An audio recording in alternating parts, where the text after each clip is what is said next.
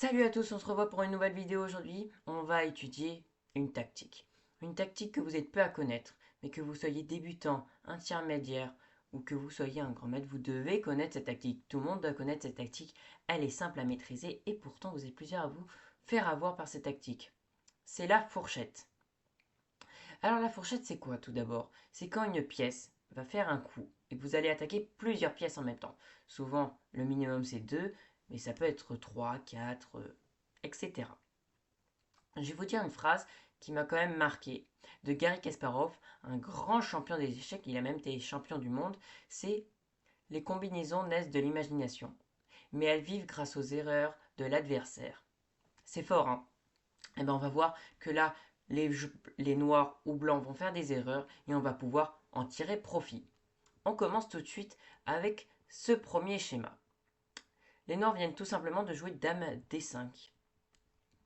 Et nous, on va chercher une fourchette pour pouvoir gagner du matériel. Je vous laisse 5 secondes pour réfléchir et je vais vous dire la réponse tout de suite après. La réponse. Alors tout de suite, on voit quand même que ce sera avec le cavalier que ça se passera et c'est tout simplement cavalier F6. On va faire un échec, le roi est obligé de jouer donc il va aller en G7 et on va tout simplement prendre la dame.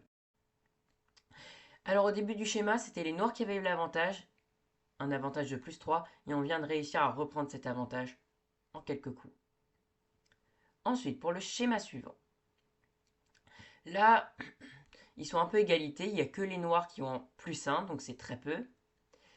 Et par contre, les noirs sont sous une promotion, ils vont faire une promotion dans le prochain coup, hein, puisqu'ils viennent d'avancer leur pion en A2, et au prochain coup, ils vont faire A1, il y aura un échec, et en plus, ils vont sûrement transformer leur pion en dame, et ils vont avoir une promotion, ils vont gagner de l'avantage énormément. Alors comment empêcher ceci?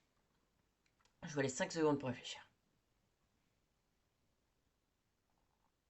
Et bien la réponse, c'était encore une fourchette royale avec cavalier F6. On fait un échec. Les noirs sont obligés de jouer et ils font roi F8. On va prendre leur dame, ils vont faire leur promotion, on va être en échec, on va être obligé de jouer notre roi et on va le mettre en G1 ou G2, donc G1 à G2. Voilà. Pour le prochain schéma, ce sera au blanc de jouer et les noirs viennent de jouer tout simplement dame D2.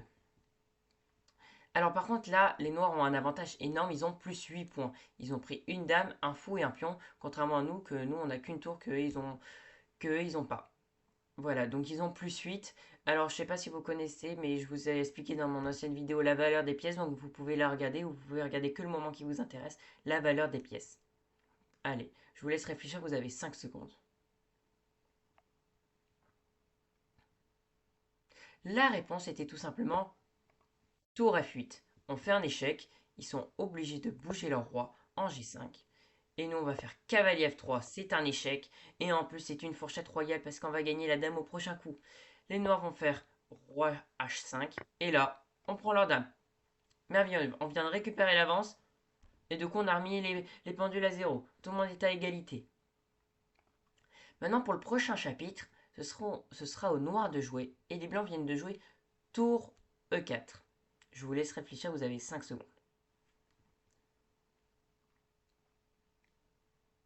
La bonne réponse était tout simplement les noirs viennent de jouer G prend F5, une fourchette de pions. Les blancs sont obligés de jouer quelque chose, sinon ils vont perdre soit 5 points, soit 3 points. Donc souvent, on va protéger la pièce qui vaut le plus de points et on va laisser notre pièce qui vaut le moins de points. Et bien là, ils vont prendre le pion. Les blancs vont prendre le pion et les noirs vont faire tour prend F5. La dame va reprendre la tour et nous, les noirs, on va tout simplement faire tour F8. C'est puissant, on ne le voit pas tout de suite, mais quand même, on vient déjà de rééquilibrer, même si les blancs ont un avantage de +2. Mais quand même, si on remarque sur le schéma, la dame, elle est là. Elle menace quand même la case F2. Et avec la tour, on va aussi menacer la case F2. Parce que s'ils bougent leur dame, par exemple, imaginons ils bougent leur dame ici, nous, on peut tout simplement faire l'échec et mat ici. Donc il faut faire attention, il faudra laisser la dame pour les blancs s'ils ne veulent pas éviter l'échec et mat. Et encore au prochain coup, il y a échec et mat. Donc ce schéma est encore assez difficile. Pour le prochain, le plus difficile, ce seront aux noirs, aux blancs de jouer. Et les noirs viennent de jouer tout simplement fou E5. Je vous laisse réfléchir et là je vous laisse 10 secondes car c'est le plus dur.